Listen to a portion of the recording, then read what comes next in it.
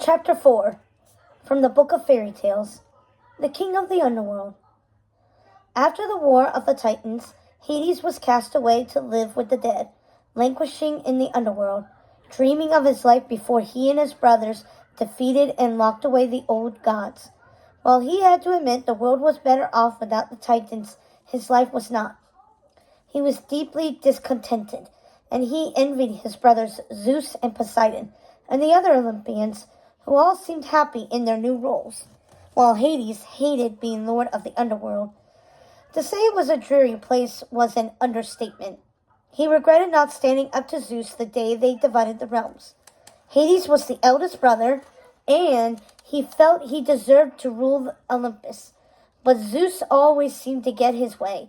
Just because he had flashy lightning bolts and a mane like a lion, he thought he was king of the world. Of course, he pretty much was, but he didn't have to be so high and mighty about it, sitting on Olympus with the other Olympians and doing whatever it was they did up there. Hades imagined them boasting about the exploits of turning themselves into animals and meddling, to put it lightly, in the lives of humans, and they called him evil. Sure, he had partaken in his own acts of skullduggery.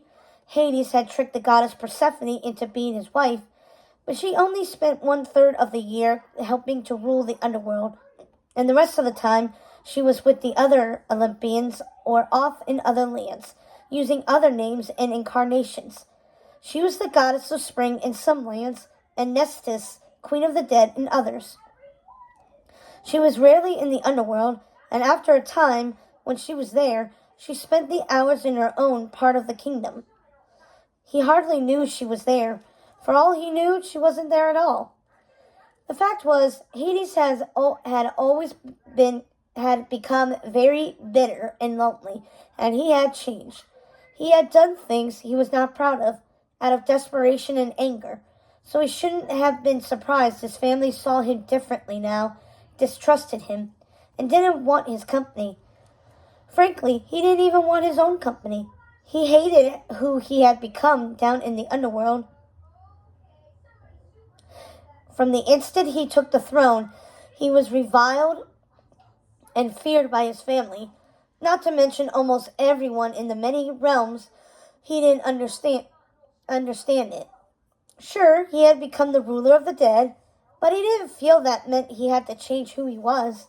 He felt like the same Hades, but without knowing how, he had become the unseen god, an outcast, with only the dead, his minions, and his dog for company.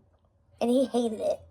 His life had now been that way for more years than he could recollect, counted only by his increasing bitterness and deep penetrating loneliness. As the years passed, he felt himself growing more vengeful and bitter, becoming the god his family treated him as. He was obsessed with filling his halls with guests, and seeing to it that none of them escaped. Nothing made Hades angrier than some poor soul trying to escape his realm. If he was forced to reside there, then so would they be. This was when he went mad and tricked the goddess Persephone into being his bride. Together they held elaborate dinner parties for the dead, which became a nightly affair for Hades, even when Persephone would no longer attend them. Hades would meet his honored guests as they disembarked from the ferry across the river Styx, ushering them through his great fortress and into his splendid dining hall, where he sealed their fates to linger in the realm of the dead for eternity. But all of this felt hollow. These poor doomed souls were there only at his command, which made him feel even lonelier. The last place they wanted to be was in the underworld, surrounded by despair. They didn't want to be his guests. They wanted to be with their families, with their loved ones, laughing and enjoying the sun shining on their faces. And Hades understood that all too well, because he felt the same. So one night, rather than hold a feast for the dead, he invited his family to dinner, being sure to note on the invitation that he would have his minions obtain the food for the banquet from outside the underworld. He wanted them to know this wasn't one of his tricks. This was his way of extending an olive branch. He wanted to change. He wanted to be himself again. And he thought the best place to start was with his family. He arranged to have one of his favorite halls in the underworld decked out in preparation. He was excited to have it filled with his family and the sound of laughter. He was eager to show them around his fortress, talk of old times, share stories, and prove to them and himself he was still the same old Hades, and he was eager to talk with his brother Zeus. Perhaps repair the bonds that had been broken so many years before.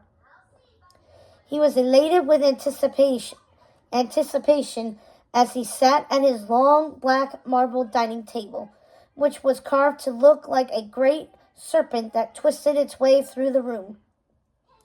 The inlaid parqueside gleamed as Hades waited for his guests to arrive.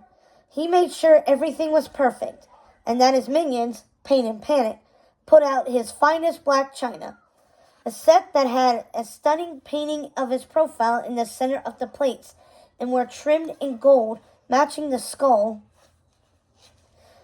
chalices that would soon be filled with honey wine and his favorite pomegranate wine. He made special arrangements for the honey wine to be brought in from Olympus for his family, along with food from their lands that wouldn't render from eternal guests in his kingdom. The dining chairs were one of his favorite features of the room.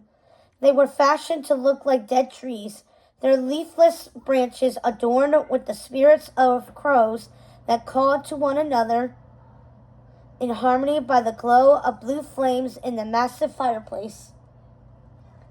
A supernatural blue light also emanated from the eye sockets of the countless skulls that composed the walls of this chamber, laid like stone or bricks, making for a macabre dinner setting. He had done what he could to create a space he loved in the kingdom he despised, and this room was one of his little sanctuaries. Hades truly loved this room and wanted his family to love it too, and he couldn't wait for them to arrive. He sat in his dining room, his hand dangling off the side of his massive throne, carved from black marble and edged in gold. He was scratching one of his dog's heads when he felt one of its other heads lick his hand. "Thank you, Cerberus, but gross," he said, flinging the slobber off his hand and then petting his dog's third head, which looked neglected. "Where are all my guests, Cerberus?" he asked, getting up to pull a braided velvet rope hanging alongside the fireplace. A cacophonous bell rang out through the underworld. "Pain! Panic! Get in here!" The devil scrambled into the great dining hall, slipping on dog drool and slipping across the shining black onyx floor before crashing into Hades' throne. They sat there, peering up at him with terrified looks on their faces. Hades had no idea how he'd gotten saddled with these children of Ares and Aphrodite. When the idea to have them serve him in the underworld was brought to him, he thought it was rather unusual. However, Pain and Panic were renowned for being formidable on the battlefield, so he thought why not have them in reserve should their services be needed. But as far as he had witnessed, they only proved formidable at annoying him. "Yes, Your Majesty." Panic was living up to his name, but not in the way Hades had imagined. He did not cause panic in others, but was often panicked himself, especially when speaking to Hades. He was a timid, sickly-looking creature, and he was all points. Pointed horns, tiny, pointed wings, a long, pointed nose, and large, round, yellow eyes that were always filled with fear. He shuddered as he waited for Hades to speak, shaking so much that Hades placed his hand on the creature's head to stop him from vibrating. "Did you deliver the invitations as I demanded?" Hades leaned down and looked Panic straight in the eyes. "Yes, sire, we did," said Pain, causing Hades to look in Pain's direction and narrow his eyes in disbelief. Pain was a round little devil, also with tiny wings, and horns considerably smaller than Panic's, and he looked just as frightened as his cohort. The only one to whom he caused pain was Hades. They both looked as though they were bracing themselves for an outburst of anger, which they saw coming. Hades' blue flaming hair was turning red, and the brighter red it became, the more the little devil shook with fear. "Then where, may I ask, are all my guests?" Hades' head was now burning bright red, a color that reflected his mood, a color that told his minions they were about to be thrown into the river Styx, if they didn't answer in a way that pleased their king. "Well, sire, you see, everyone on Olympus is getting ready for the birth of Zeus's child. They say he will be born within a fortnight. Oh, and sire, Zeus asked us to give you this." Panic's hand was shaking as he handed Hades the invitation for the upcoming birth celebration. When Hades opened the envelope, an opalescent winged horse crafted from paper flew out and circled around his head. Hades snapped his fingers, causing the invitation to catch fire, its glittering ashes raining down on him. Blah, blah, blah, Zeus's baby. That's all everyone is talking about. Even Karen was blathering on and on about the little brat the other night when he ferried me across the river. I asked him, "Do you bore the dead with this nonsense? For all I know, they're still alive when they board their damnable ferry, and your stories bore them to death. This is the underworld, man. What do you care of the ongoings in Olympus?" He then lowered his voice and leaned down to whisper, so there would be no chance of anyone other than Pain and Panic hearing him, even though no one else was in the room. "So tell me, what did they say when you brought them the invitations? What's it like up there? Are they just sitting around drinking honey wine, laughing and floating on clouds all day?" "Well, sire," but Hades didn't give Panic a chance to reply. He already knew the answer, and he was incensed. He exploded into flames that emanated from his entire body. He was filled with rage and envy. "It's not fair! I don't get to float on anything!" Hades clenched his fist, his head an inferno, causing all the blue flames in the room to burn red. "That's not true, your majesty. You can float on your rivers of blood," said Pain, taking Panic by the hand and trying to inch away. "Silence! Leave me now!" Hades' outburst made the little devil scatter out of the room. His dog looked at him with sad eyes and curled up next to the fireplace as Hades paced his great hall. He realized his family had never intended to come to his party, and he supposed he shouldn't have expected them at all. If he wanted to see them, he would have to go to Olympus. He hated visiting there these days. Everyone was so golden.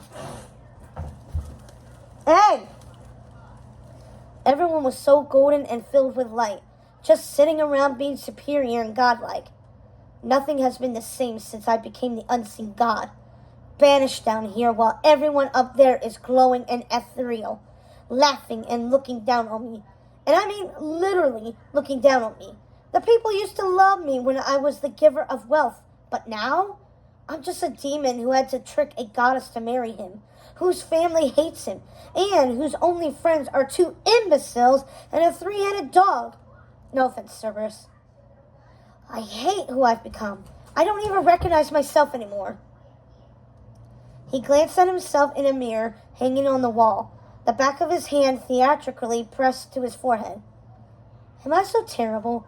Is the underworld not good enough for them? Too gloomy? Not sparkly enough? Not enough harps? Hades paced around the room as he continued to rant. We have cool stuff down here, don't we? We have fairy rides, rivers of blood, skulls, three-headed dogs. Flames burst from his hands as he gesticulated wildly, then slammed them over and over again on his dining table, making the china rattle and waking one of Cerberus's heads, which had been snoozing with a puddle of drool collecting under its chin. Hades sighed. Who am I kidding? It's miserable down here, and I'm a monster. Well, if they won't come down to see me, then perhaps I should pay them a visit once their precious little brat is born. And without warning, and taking Hades completely by surprise, 3 women appeared in his hall.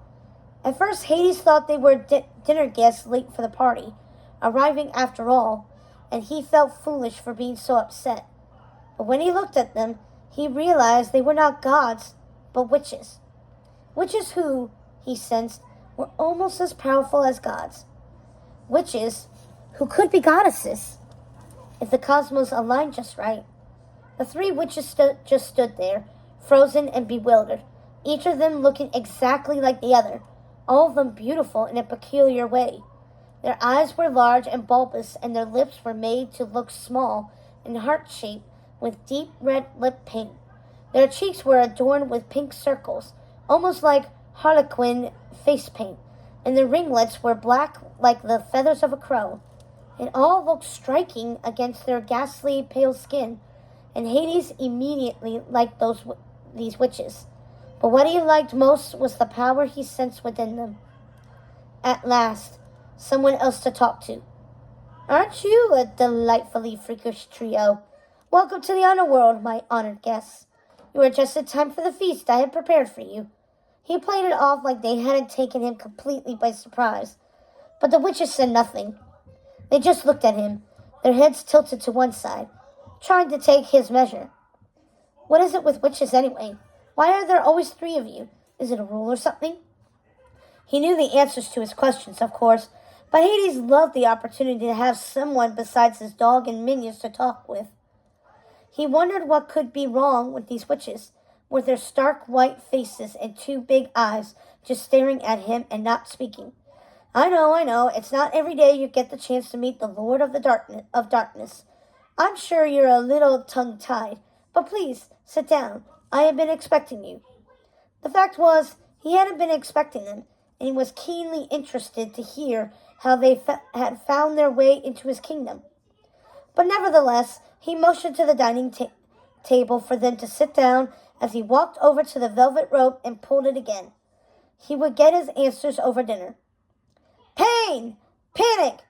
Bring in the feast, and don't bring that slop you prepared for my ungrateful family. Bring underworld food and plenty of pomegranate wine, and clean up that puddle, he added, eyeing Cerberus.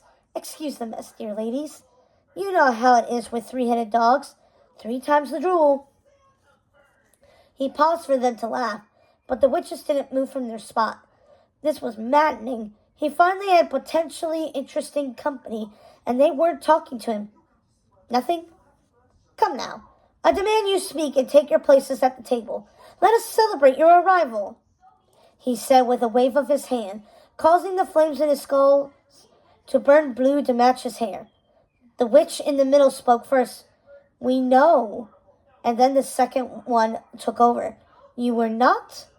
And finally the third witch chimed in, expecting us. Then they all spoke as one. Unless the king of the underworld now takes orders from the fairy godmother. I assure you, dear ladies, I do not take orders from anyone, let alone this fairy godmother, whoever she is, he said, pulling out a chair so one of the witches might take her seat. But they just stood there, looking at him with their big eyes that grew rounder the longer they stared at him. Perhaps they were sizing him up, or maybe they were devising their escape. There was no way of knowing what was going on in their devious little minds. Their power was so great that they had closed their thoughts off to him completely. These witches are strong. Never mind, I'll let them keep their thoughts to themselves. For now, he thought as he motioned for them to sit down. But the witches were sputtered fragmented sentences at him, which drove him mad. The fairy godmother, she's a wretched, horrible creature. Yes, why don't you tell me all about her over dinner? But first, a little adjustment. He waved his hand, causing all the witches to jump. It was the first real indication they were capable of movement since their arrival. That should do the trick. I cannot abide by the way identical witches speak. Yes?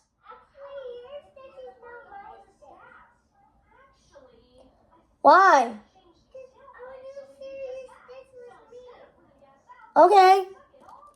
It's so distracting and quite frankly annoying. No offense, he said, with a flourish of his hands with a big smile.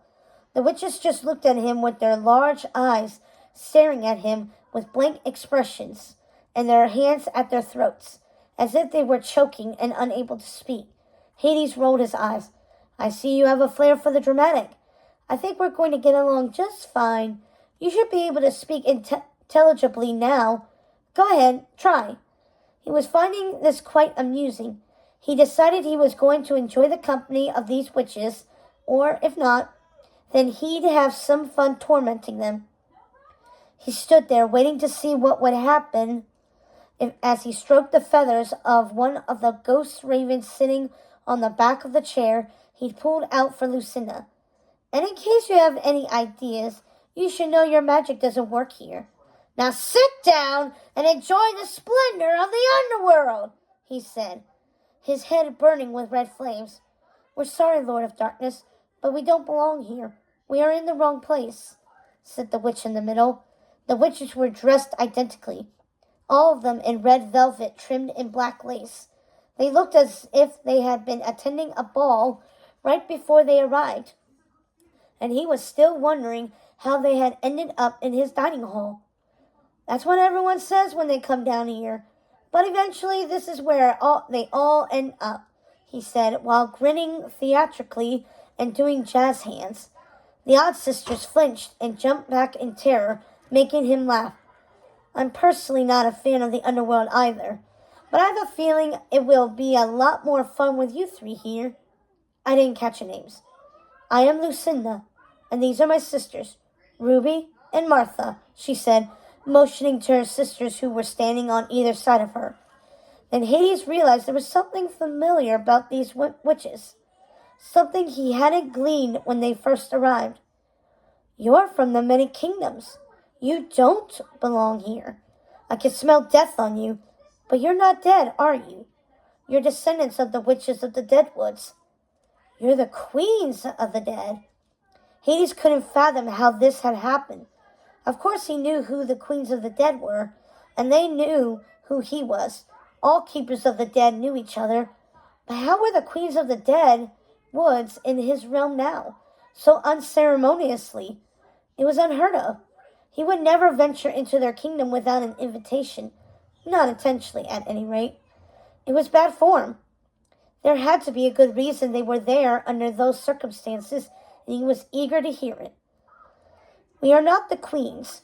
We are the oracles of our land, the riders of fates, and we would be grateful if you could return us to the many kingdoms, said Lucinda, looking rather taken aback to be speaking independently from her sisters. Don't worry, you'll get used to speaking intelligibly, he said with a sly, cheeky grin. The odd sisters grimaced in silence.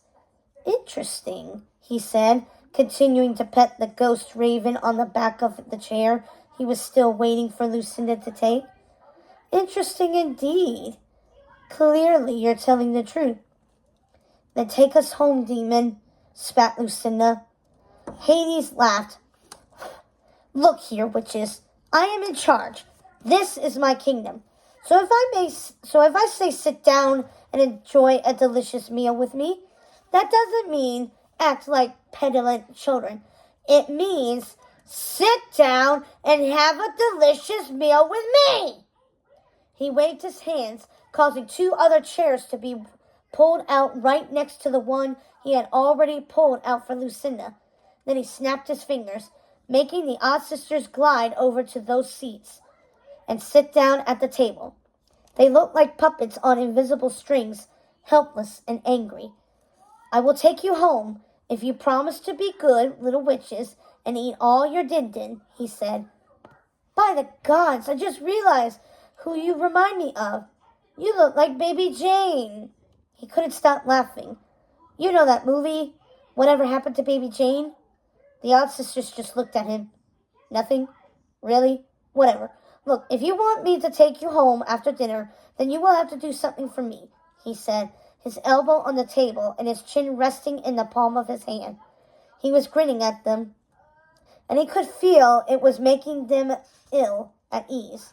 But who did these witches think they were, coming to his realm, not laughing at his jokes, and demanding be taken home. Of course he would want something in return. He was the king of the underworld. Hadn't they ever heard of making a deal with the devil? He knew in general witches could be rather unhinged. Take his fates, for example. They spoke in riddles and drove him mad with their half-truths, predictions, and constant flaunting of their powers. At least these witches were more tolerable and a lot more powerful, even if they didn't know it yet. And what would you like, your majesty? What can we do for you? Asked Lucinda, folding her hands like a perfect little schoolgirl, making Hades chuckle under his breath at the unnaturalness of her posture. I haven't decided yet, but once I do, you will be the first to know. We shall seal the deal in blood after dinner, he said as Pain and Panic brought in their feast and poured the wine. But first, let's make a toast. To new allies. He raised his glass. To new allies, said Lucinda, forcing a smile and raising her glass. Ruby and Martha raised their glasses as well, but didn't speak. He guessed they were too afraid to speak, so he let it pass. Now tell me, how in blazes did you end up in my domain? He asked, shooing Pain and Panic away after they finished placing all the serving platters on the table. The fairy godmother. She was angry with us for trying to help someone, a woman she found unworthy, said Lucinda. She seemed to be the only one of the sisters who felt comfortable speaking in intelligible sentences, as if the other two had no experience with it at all. And the more closely he probed these witches, the more it became clear to him why. But he kept that to himself. I see. And why did this woman need your help? He asked, between sips of wine.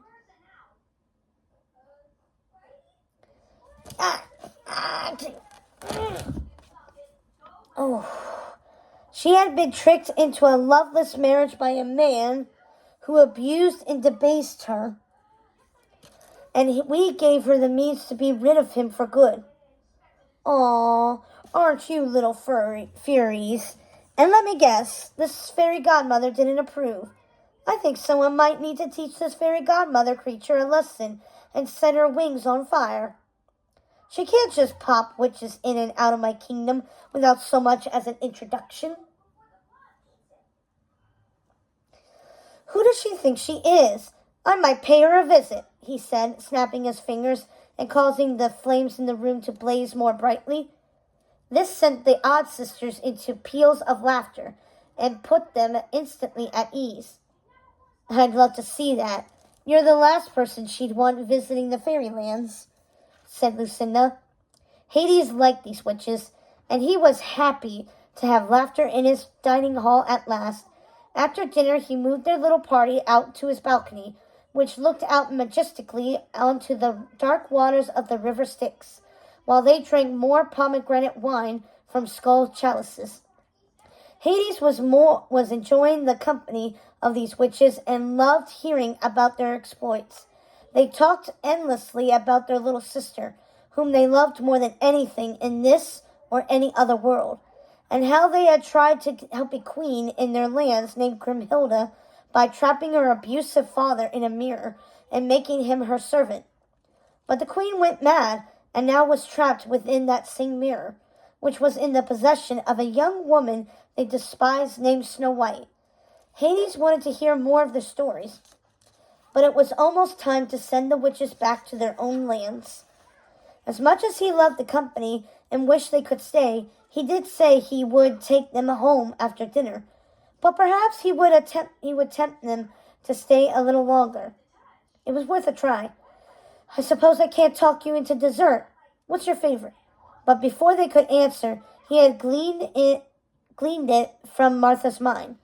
Her thoughts weren't so masterfully veiled as her sister's. Cake? That's your favorite? Then cake we shall have, said Hades, snapping his fingers and making a cake appear. I guess it wouldn't hurt to stay a little longer, said Ruby, accepting the slice of cake from Hades while Lucinda shot daggers at her. Don't be such a witch in a ditch, Lucinda. Have some cake, said Hades, and Lucinda acquiesced after seeing how much her sister was enjoying it. It seemed to Hades the odd sisters forgot they were eager to get back to the many kingdoms as they munched cake and told him stories about their various adventures, until at last Lucinda, Ruby, and Martha finished the entire cake, put down their forks, and stood up from the table. "Are you sure you can't stay a while longer? You don't want to miss watching the dead ushered in on the ferry. It's a deliciously macabre sight. Hades said, but he knew it was time to send them home. He saw it in their hearts. "We have to get back to our little sister. She is going to be worried about us." Hades could see they were truly anxious about their little sister, and knew he couldn't delay them any longer. "I suppose this is where we say our goodbyes, then," he said, waving his hand to create a flaming blue vortex. It was a window into another world, the witches' world, the many kingdoms. They could see the odd sisters' house, surrounded by rose bushes on the other side of the portal. It had a roof shaped like a witch's cap, round windows, and a lone apple tree. It looked like a delightful little dwelling, one he hoped to visit soon. "I am going to miss the sound of your voices in my dining hall. You really know how to liven the place up," he said, waiting for them to laugh. "Anyway, you're much more fun than the sourpuss know-it-all fates." He was surprised. He was a little sad to see them go, but a deal was a deal. He said he would send them home, and that's what he was going to do. "Thank you, Lord of the Dead, for everything. We will not forget this," said Lucinda, looking longingly at her house through the vortex. Hades could sense she was looking for this little sister they were so eager to get back to, and it made him curious to meet her. Yes, please come by any time you wish for a spot of tea. We will never turn you away if you bring another one of those delicious cakes," said Ruby. She and Martha both seemed more comfortable now with their new way of speaking, though he could tell they both still seemed nervous about something. "Goodbye, our great and exalted king. Please don't hesitate to let us know if there is anything we could do to return the favor," said Martha, flinching when Lucinda stomped on her foot with a pointed boot and glared. "Oh, Lucinda, you tricky little witch. Do you think I forgot about our blood oath? You thought you could get away without honoring your promise to me?" Lucinda didn't answer. She didn't have to. Hades could read it on her face and hear it in her mind. These witches might be powerful, but they were not quite as powerful as gods. Lucinda had, in fact, thought he had forgotten. No matter, he probably would have tried to do the same thing given the chance. If he were in their situation. "What?" "Okay." Hades said, "You must realize that by dining with me, I could make you stay in the underworld as my eternal guest. We have no need for a blood oath." "Then why even mention the oath?" asked Lucinda. "Because I was curious to see if you have a sinister turn of mind, and it seems you do. We have a lot in common, my little pettifoggers. But let's make something clear. I may find you dingbats amusing, but that doesn't mean I won't hold you to your promise. I can and will bring you back to the underworld for good if you refuse to honor your deal with me. Now off with you," he said, waving goodbye to his new friends. "I'll be seeing you again soon."